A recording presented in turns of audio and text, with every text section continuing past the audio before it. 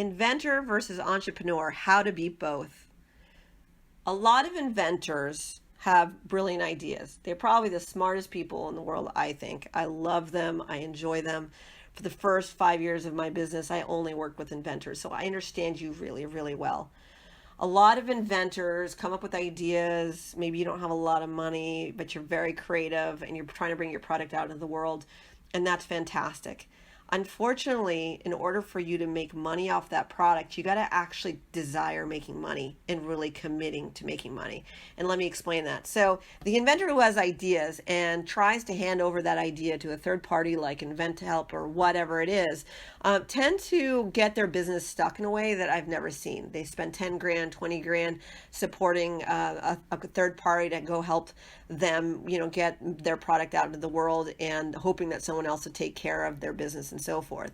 But the problem with that inventor who's handing over their business to somebody else is that they're not taking responsibility for the product itself, and they tend to be less than 1% successful typically. Not to badmouth any invent company, they do on occasion support, but just the stats in the world alone in regards to product, most inventions and most physical products don't make any money, or very few do. And, it's less than 5% are actually crushing it with their product and so forth.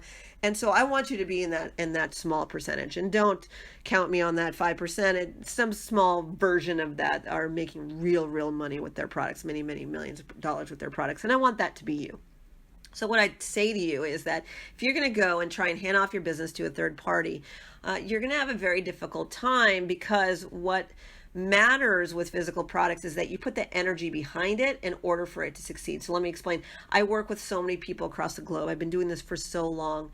The people who sit with their product, stare at their product, commit to their product, choose to sell their product even though they hate selling, choose to figure out what they're going to do to tweak the product if the product doesn't sell, choose to not give up until that product converts into making money, is the person who's going to make money. The person who's looking at the product and says, oh, I have a great idea, I'm just going to hand it over to somebody else to go manage it, very rarely actually converts into a lot of money. I've been doing this for so long, I don't see that very often.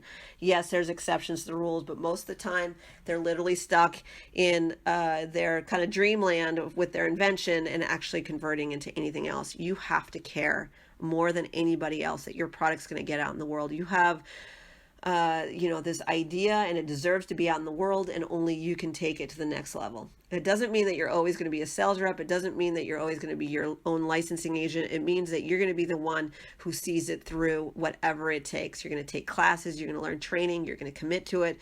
You're going to say, I will not stop until I convert into making money. And that's the person who's going to become the entrepreneur. So question number one, are you willing to do that? Are you willing to be the person who's actually going to just be like everybody else who comes up with ideas that die out in the world? Or are you going to actually take something with what you're doing and create a world where they know about your product? And I hope that you become the entrepreneur.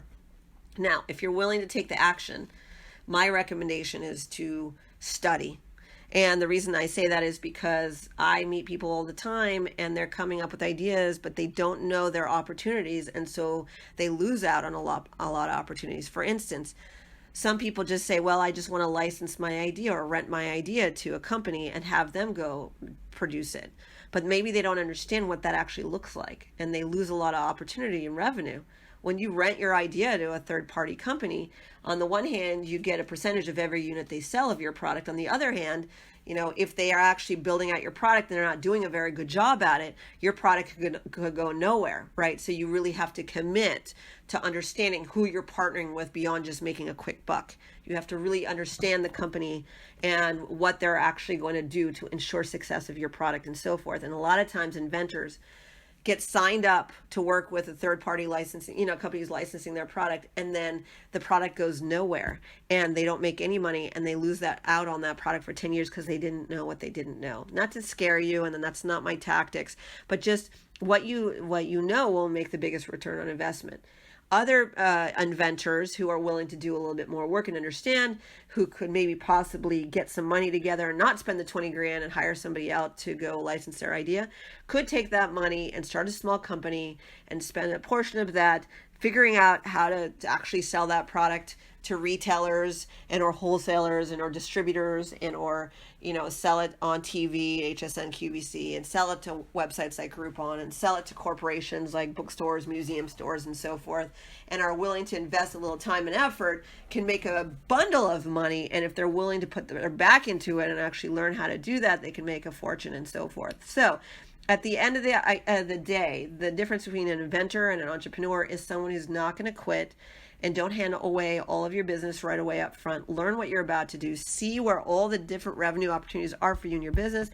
Then make wise choices and hire the appropriate people. Otherwise, you might be the type of person who hires a rep who takes a year or two to get the product out in the world and doesn't do anything for you and so forth because you just didn't know what you didn't know.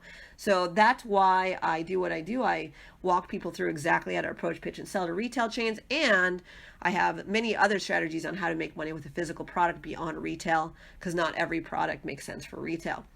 So if you want to learn more, you can take a look at what we're up to, retailmba.com, or subscribe to this channel. We're constantly giving away free content and helping you support yourself and generating revenue with your product and things to think about and so forth. But I hope you become an entrepreneur, the committed one, the one that takes action, the one that doesn't quit, the one that does the work, the one that learns and studies and educates themselves, and and don't hand off your business.